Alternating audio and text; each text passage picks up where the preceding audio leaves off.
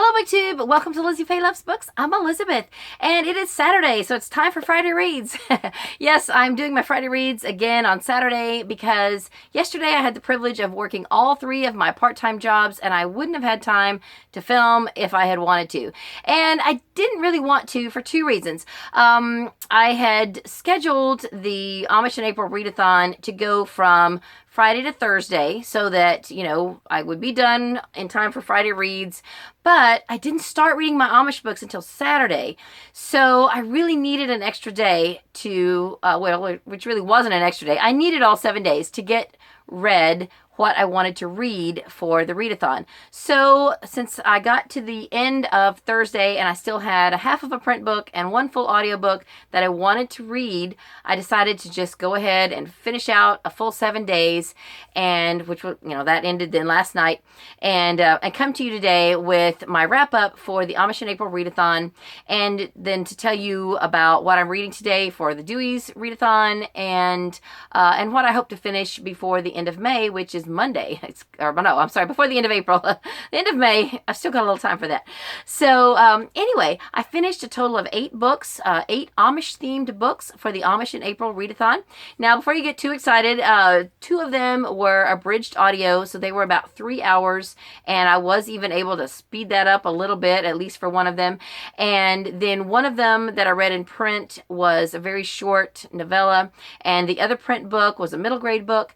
And so all of that added together, plus then the other audiobooks, all of them but one, I was able to speed up. So it all worked together for the good of Elizabeth, who loves books, to parody scripture. I hope that's not sacrilegious. So anyway, I had a thoroughly fantastic reading week. I enjoyed everything that I read. I wasn't sure I would. Now, I have only read a few Amish books in the past, but I really, really enjoyed what I read. And I've really been enjoying hearing about what you guys have read for the readathon. And anyway, let me just go through them quickly. Now, I already talked about I think these Beverly Lewis books earlier. I did a couple of updates during the week, and so I think these I have already mentioned. Now, 4 of the 8 books I read were Beverly Lewis books. 2 of them were rereads, and 2 of them were abridged audio, and then 1 was really short. So the 2 rereads were the Postcard and the Crossroads.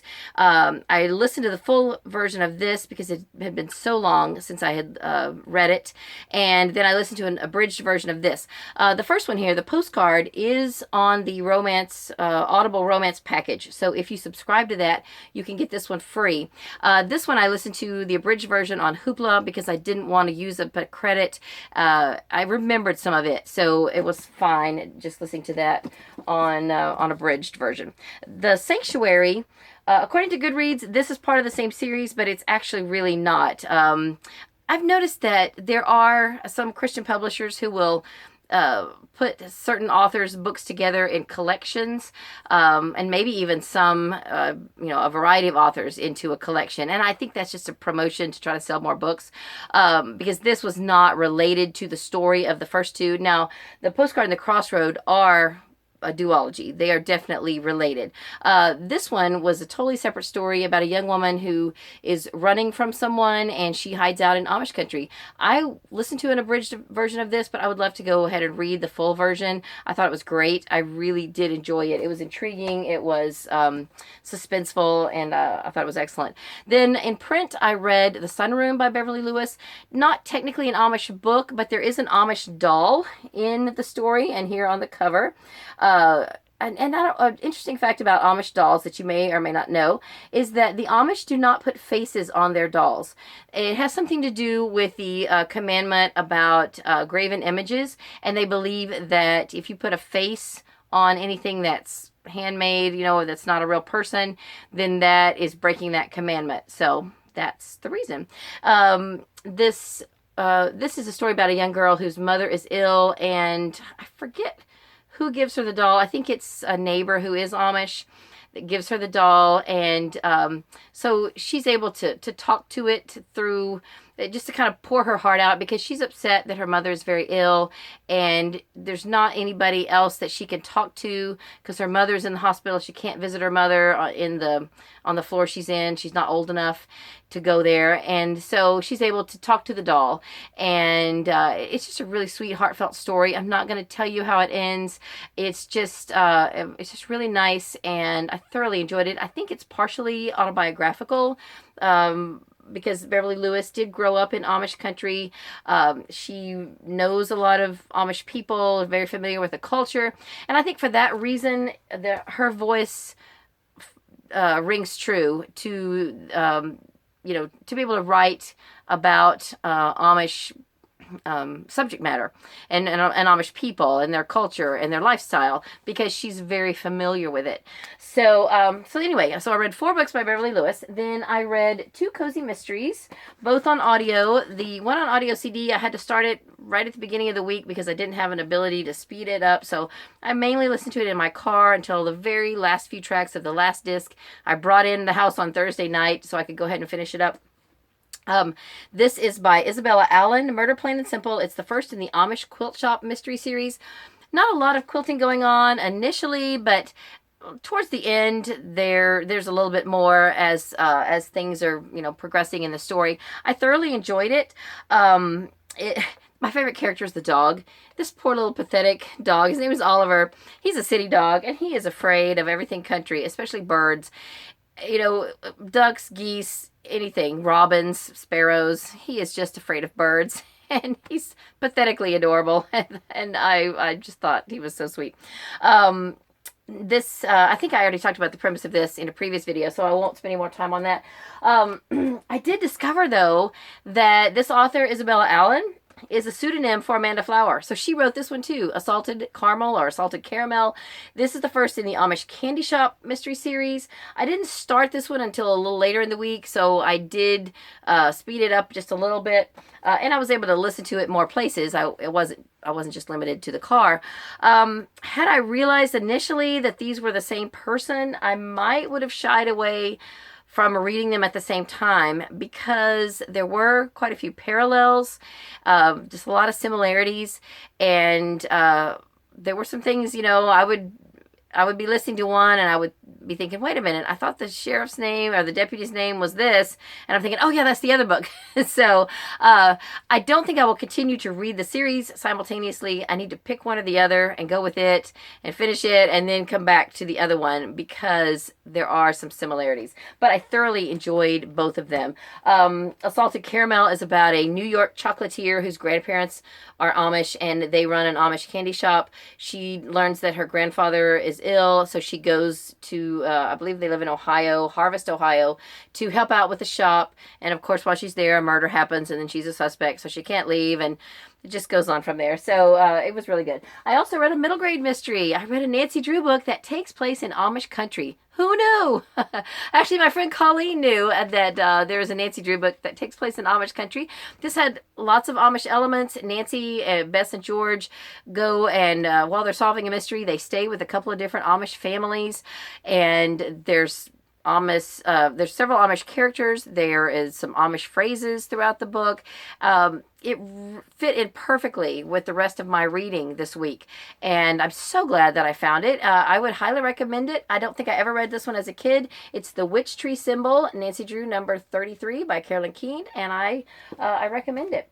And this was part of the reason that I had a cat jumping down.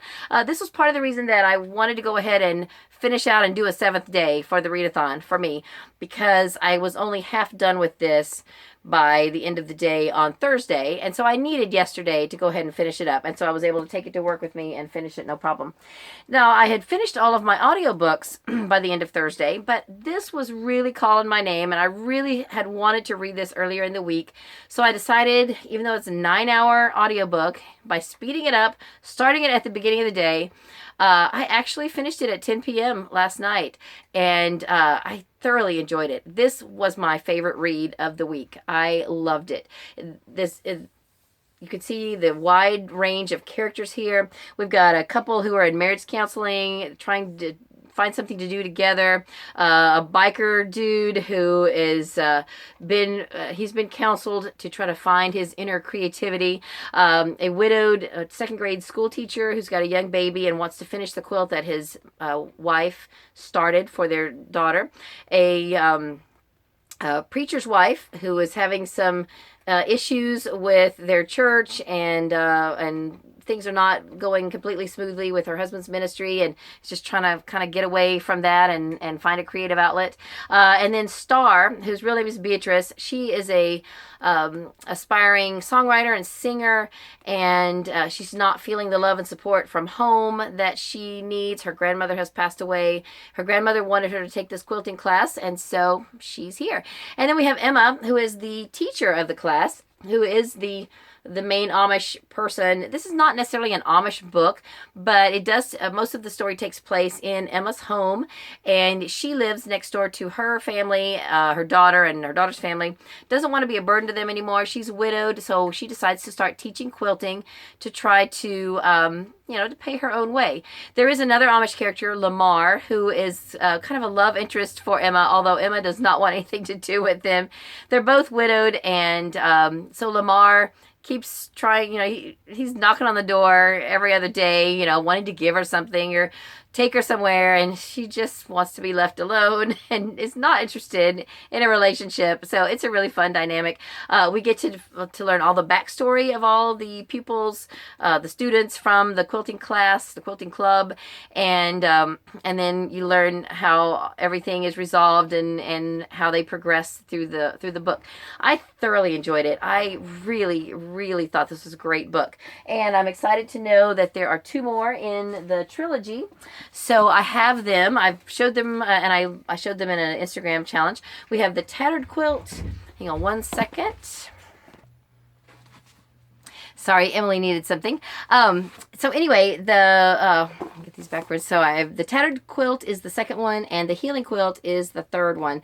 I am super excited to read these now, and I'm going to try to get to these at some point this year. I'm not going to save them until next April. I would like to get those read. So that is what I finished. There were 2 other books on my potential TBR that I did not get to, that I will probably save. I'll save this one for next year, Hearse and Buggy by Laura Bradford. This was the one I gave away. I gave away my mass market paperback copy of this to Sissy from Romance Queen of BookTube. She won the drawing, and so at some point we're going to buddy read this one. I can't do it in May. I think she wanted to do it in May, but I've got middle grade May, and I'm doing a book a day and all that. So Sissy, I'll have to catch up with you about when we could buddy read this, but I'm excited about that. And so that's it. That's what I read. Those are my 8 Amish books. Now, what I am going to try to read for the next 3 days. Well, actually, today is Dewey's 24-hour readathon. It started at 8 a.m. For me this morning, and I was in the car, and I started Artemis by Andy Weir. This is not anything I ever thought I would read, but it is one, it's a book club book for the Mystery Book Club. Now, this was picked, if you missed the video where I mentioned that I have been asked to facilitate the Mystery Book Club at our public library, this is the last one that was previously chosen by the former leader of the book club. So I decided to go ahead and go with this, even though it's not anything I'm really interested in reading, and then we'll pick the rest of the year when we meet again next in May. We'll pick books for the rest of the year. So the reason I didn't want to read this is because I didn't really like The Martian. The main reason I didn't like The Martian is because I was really turned off by the bad language. I mean, the 3 of the first 10 words were the F word. So far, this one, I've listened to the first 30 minutes. I've only heard the F word maybe once or twice, so that's a plus in its direction. I'm sure that there's going to be, more foul language than that, but at least it didn't set me on a bad note right in the beginning. It is about a girl who lives on the moon, I believe in the city of Artemis, and there's going to be some criminal activity and some stuff going on. I don't know anything about it, but I want to get it done sometime between now and the end of May, which is Monday. Or no, I keep saying May. The end of April, which is Monday, so that I can start on my middle grade books. And I'm going to try not to start any other audiobooks on my phone or anything. If I have any time to listen to anything on my phone, then I want to try to catch up with a few booktube videos, because I haven't gotten to watch a lot of booktube videos this past week. Then in print, I must finish Stranger World by Jack Castle. Jack is an old friend of mine, and he is working on the 4th book now. The 3rd book was supposed to be released in April. I don't know if it's already been released or if it's going to be released like within the next day or two. But I have got to get this one read. This is the first one in the series, and I need to go ahead and, catch up. And I'm way behind, and I have promised him that I would, review it and all of that, and I just have failed in doing that in a timely fashion. I started it in February. I read a 5th of it. This was quick. The part I read was very fast. I know it's not going to take me very long, and I'm pretty sure I can get it read within the next 3 days. So I just got to get it done. And that is that's really all I'm planning to read between now and the end of the month, of those 2 things. And then in May, I'm going to be starting middle grade May and a book a day in May. So those will go hand in hand. Middle grade May is hosted by Akos from Akoswa K, and this is her 4th year doing middle grade May, and she has invited some new hosts to join her this year. I'm one of them, and one of the other hosts is my friend Elizabeth Tyree. So her and I, because we did it last year, we are going to do a book a day in May also. So we have thrown that challenge out there, and I've heard from at least one other person, 1 or 2, that said that they are going to try to do it as well. So if you want to do a book a day in May, it doesn't have to be middle grade. It can be children's storybooks or comic books. I don't know, just a title of something. And be sure you use the hashtag book a day in May, and let us hear and see what you're reading. Even if you don't post every day, that's fine. So I will be coming to you with videos soon with my TBR. I am stacking it up as we speak, and then I'll have my April wrap up. And also, you may have noticed in my last few videos, I've got some middle grade books behind me. These are the Sunshine State books from this school year, 2017-2018. I finally finished reading the last one earlier this month, and so I'm going to be doing a wrap-up video and talking about these books. Then I will be on to next year's group. They were just announced a few days ago, and I've already got 2 of them checked out from the library, and I plan to read several of those during middle grade May. So I guess that's it for this video. I hope you are having a great day. Read a good book, and God bless you.